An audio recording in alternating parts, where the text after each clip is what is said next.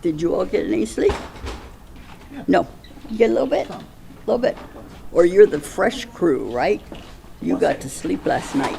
Let's call it that. That's exactly. That's how we feel too. The morning after, right? Yesterday was a big, big day. A big, successful day. A day that we will always be proud of.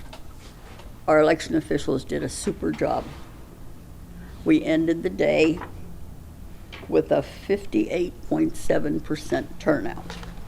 Our election day was about 150,000 people. And that's a testament to everyone. Everyone works super hard. It's a passion for the people who work in the elections. It really is. Because if it wasn't a passion, I think we would have trouble getting staff to work 80 and 90 hours a week. And just because this is the morning after, we still have a long row to hoe because we have late mail to come in, we have late military to come in, we have to process provisional ballots. We're still trying to collect to see how many were actually written yesterday, how many were voted. That's the people who came to the polls, had gone to DPS mainly, and they weren't on our rolls. They hadn't come over from DPS. And DPS works really, really well with us, but we have to notify them, and they check each record to make sure that, yes, that person did actually register, because some of them will say, oh, I registered on this date, but some of them come in and they really don't know when. Oh, it was sometime in the spring. So there's going to be a lot of people that are going to do still a lot of research. But we're going through the write-ins. You saw we had 3 races that had a write-in. But again, we have to go through and look at every one of those write-ins and make our own little spreadsheet. And that takes time. So we do have probably a week of really digging down into this. And everybody's waiting for reports, the campaigns to be over. What we would love to do, and if you have time in your reports, is if you would please ask the campaigns to go around and take down their signs, because that will be most of our phone calls next week. Because, you know, the candidates have fought the good fight, and they're tired. So sometimes they don't go back and pick up the signs. And we have some marvelous, marvelous teachers, art teachers here, that if the signs aren't picked up, which we don't pick them up, the art teachers go because they like that core plastic or whatever those signs are, and they use it for their classes. So we thought that was pretty smart. But I think you can really help if you would just remind them, and remind your viewers and your listeners that if there's a sign that you've seen them, you've all seen them, where some of them are impeding a corner or line of sight, I think is what they call them, we would like those all taken down by the candidates. But congratulations to you all. Congratulations to my fantastic staff. And to our election officials. I hope they're all sleeping in this morning. But it was a good day. Any questions? Yes, ma'am. You had mentioned earlier this year that November was going to be your final election. What are your thoughts? Are you still planning to hold up to that? And what are your thoughts as you depart? Again, it's bittersweet, but I don't know anything about the process to have me replaced. They talked about they were going to get a national search. As of last week, that had not started.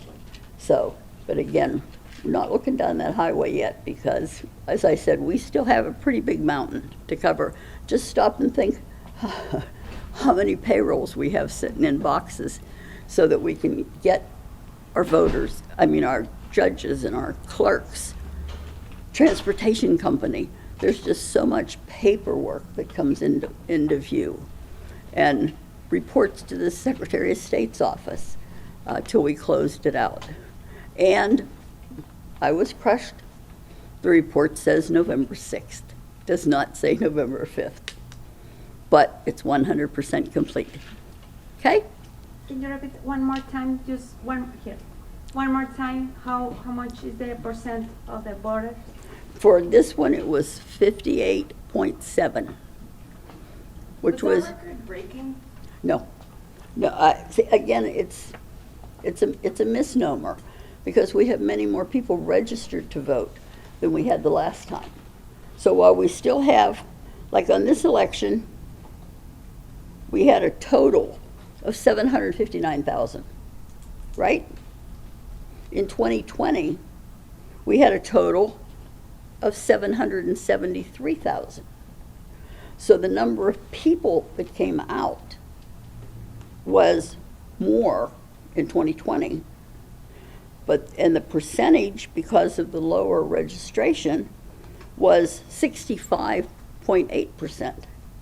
And we had similar numbers, but because our registration has grown so much, our actual percentage dropped. And so again, we closed out with 58.7, plus we're going to add to that. Not much, but we will add to that. We still have mail ballots. You heard me say provisional ballots, and we have the late mail. We are anxiously awaiting to have our delivery today, because the law allows us to count the ballots that are delivered today if they were put in the mail yesterday by 7 o'clock last night. So we're waiting to see what that workload will be. I have spoken with several voters who say they asked for a mail-in ballot and they never got it. Could that contribute to the lower voter turnout percentage, because maybe a lot of those people didn't? Again, we don't know. I mean, we track our ballots from the time we get the application. Can you be closer to the microphone? Oh, I'm please? sorry. Thank you. The way we do the mail ballots, when the applications come in, we scan them, and we have to clip the signature. I'm not sure what the technical term is, but we have to capture that signature. It goes in the date we got the application. Then when we accept the application, that means we've processed it. It's a voter. They've given us these identifiable numbers. That date's in there. Then it's the date we mailed the ballot to them that's in there. So we can track all of this. We have not run the numbers for who hasn't come back, because we're not finished with that yet. We still have, like today, and then we have late military. The military ballots get until next Tuesday to come in. So we will be able to run a report like that. We have a huge number yesterday of people who walked in to vote in person, but they already had a mail ballot sent to them, or they had it in their hand. And our staff was doing that all day. If someone had the ballot in their hand to return, said, I want to make sure I get to vote, they would relinquish that. We would cancel that ballot, remove the code for a mail ballot, and then they voted in person. But some people just didn't bring it to the polls, but they decided they wanted to vote, which is really, really terrific. If they came to the polls without their actual mail ballot, then the process slowed down a little bit, because they had to call here to make sure that we weren't processing their mail ballot. Our checks and balances obviously make sure that it's one vote for one person. And that's how the system is set up. So we won't see those numbers for a while. Have there been any issues? Have there been any issues or threats in getting, right over here? Any issues or threats in getting the... Oh, sorry. No, it's okay. In getting the vote totals delivered? Here, no. We had two, everybody uses that word, glitches, which made us late last night. We had one site, Ball Elementary, that when the officials closed up, they didn't follow the closing procedures. And so we refer to it as harvesting the votes. They didn't end that program, and we had no details from that site.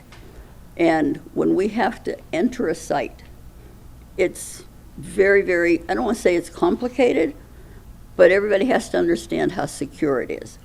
Ball Elementary is an ISD, so we have to contact our sheriffs who take our staff member, our technician. We have to contact their ISD. to get their department of police department. And they have to meet up at that site, go into the building, and set it all back up so that they can open the equipment and then harvest the votes and lock everything back up. And they stay with them the whole time, and then the sheriffs follow them back here. And we had to go to Ball, and we had to go to Copernicus last night, which again delayed the results. In regards to the presidential election, it looked like we were looking at some stats that Bexar County was, you know, very much red when it came to voting for the president, compared to like Harris or Travis, you know, that was more blue. Would you be able to note, you know, demographics wise, like what that means for Bexar County? Anything that you would be able to comment on? I would love to, but there are people that are a lot wiser, and they run the stats, the consultants do. We try and keep it just as nonpartisan as we possibly can, so I would like to answer you, but we don't have that. We don't track our voters by Republican or Democrat. When they register to vote, they do not have to pick a party. We're one of the few states that have open primaries, so that the voter, each primary, can choose what party they want. They're not locked into one. So we don't have that information so that we can run it. But like I said, there's some great consultants out there that'll do it. So if you can find them, you'll be set. Will the mail-in results change anything? Could they change anything? We don't have any close races. That was the one thing we checked very carefully before we go home and try and get some sleep. And there's no tight races. And so, you know, we could get 1,000 more votes in. We could get 300 in. Everything, it's a waiting game right now. Okay, but again, Is this was your great. last election?